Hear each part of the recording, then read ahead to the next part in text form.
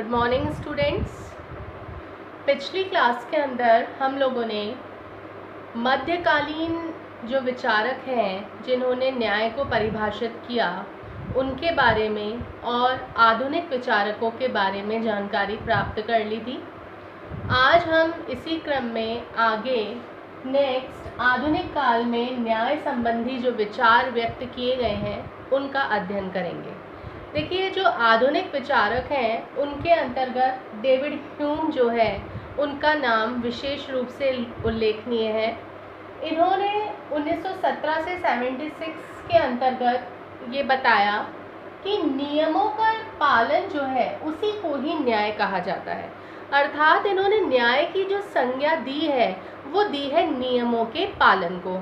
मतलब ये नियम जो है उनको सबसे ज़्यादा इम्पोर्टेंस देते थे। देखिए, इन्होंने क्या कहा कि नियम जो है वो समाज के प्रत्येक वर्ग की भलाई के लिए होते हैं, अर्थात उसमें सर्वहित छिपा होता है। जितने भी नियम कानून कायदे बनाए जाते हैं उनका जो उद्देश्य है वो होता है सभी का कल्याण करना, सर्वहित। अर्थात इनका ये मानना था कि यदि हम नियमों का पालन करेंगे तो समाज के अंतर्गत व्यवस्था बनी रहेगी और समाज में व्यवस्था रहेगी तो वहाँ पर एक न्यायपूर्ण समाज जो है वो कायम हो सकेगा। तो डेविड ह्यूम जो है उनका ये मानना था कि न्याय का अर्थ होता है नियमों का पालन करना। क्यों? क्योंकि ये नियम सर्वहित के उद्देश्य से ही बनाए जाते हैं। ठीक है, तो डेविड ह्यूम जो थे उन्होंने यही माना कि हमें इन नियमों का पालन करना चाहिए क्योंकि ये सभी की भलाई के लिए होते हैं और इसमें क्या छिपा होता है? सर्वहित छिपा होता है।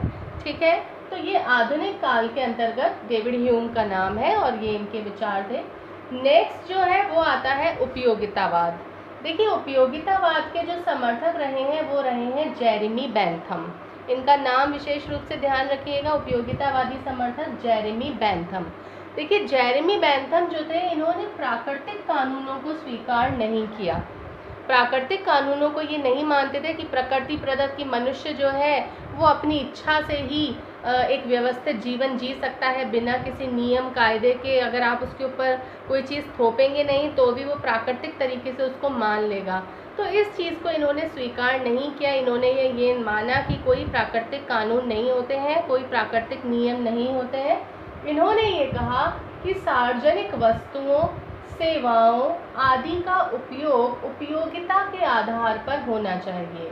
मतलब जो भी सार्वजनिक वस्तुएं हैं या सेवाएं हैं, इन सभी का जो उपयोग है वो किस आधार पर होना चाहिए? उपयोगिता के आधार पर होना चाहिए। और इसका जो क्वेश्चन एक सबसे ज़्यादा पूछ लिया जाता है कि उपयोगितावादियों का मूल मंत्र जो है वो क्या था, तो इसके अंदर आपको ध्यान रखना है अधिकतम लोगों के अधिकतम सुख का सिद्धांत जो था वो उपयोगितावादी विचारकों के द्वारा दिया गया था। अधिकतम लोगों का अधिकतम सुख, इसमें उपयोगितावादी विचारक विश्वास रखते थे। ठीक है, इसी में ही उपयोगितावाद के जो समर्थक रहे हैं उन्हीं में ही एक नाम आता है जॉन स्टुअर्ट मिल का। जॉन स्टुअर्ट मिल जो है इन्होंने ये न्याय को सामाजिक उपयोगिता का महत्वपूर्ण तत्व मानते हैं। न्याय को इन्होंने माना कि ये सामाजिक व्यवस्था का एक बहुत ही उपयोगी तत्व है। नैतिक नियम स्वीकार करते हैं, मतलब इन्होंने ये माना कि मनुष्य को नैतिक नियम जो है उनको स्वीकार करना चाहिए। क्यों करना चाहिए? जिससे कि वह स्वयं की सुरक्षा के साथ साथ दूसरों को भी वैसी ही सुरक्षा का अनुभव करवा सकेगा।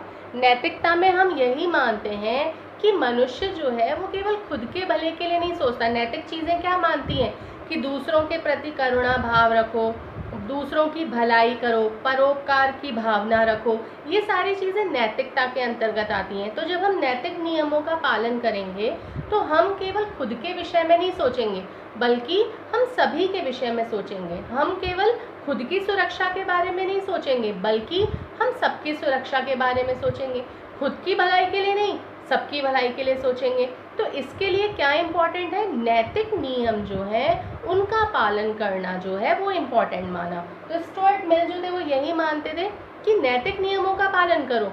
नैतिक नियमों का पालन करोगे तो केवल खुद की भलाई के विषय में नहीं सोचोगे, बल्कि खुद के साथ साथ दूसरों की भलाई के विषय में भी सोचोगे। ठीक है, और यही जो था ये इनका मूल मंत्र था, यही इनके जो सिद्धांत हैं, इनका मूल मंत्र जो है वो यही है कि हमें नैतिक नियम जो है उनका पालन करना चाहिए। ठीक है, तो इस प्रकार से ये आधुनिक काल उपयोगितावादी जो विचारक रहे हैं उनके विचार हैं। इसके बाद में जो हमारे विचार बचते हैं वो बचते हैं जॉन रॉल्स के। देखो, जॉन रॉल्स जो हैं इन्होंने अज्ञानता के पर्दे का एक सिद्धांत दिया था। इसके बारे में जो डिटेल है वो मैं आपको नेक्स्ट लेक्चर के अंदर बताऊंगी, और ये अपना लास्ट टॉपिक भी है विचारकों का, तो ये हम नेक्स्ट लेक्चर के अंदर देखेंगे। Thank you.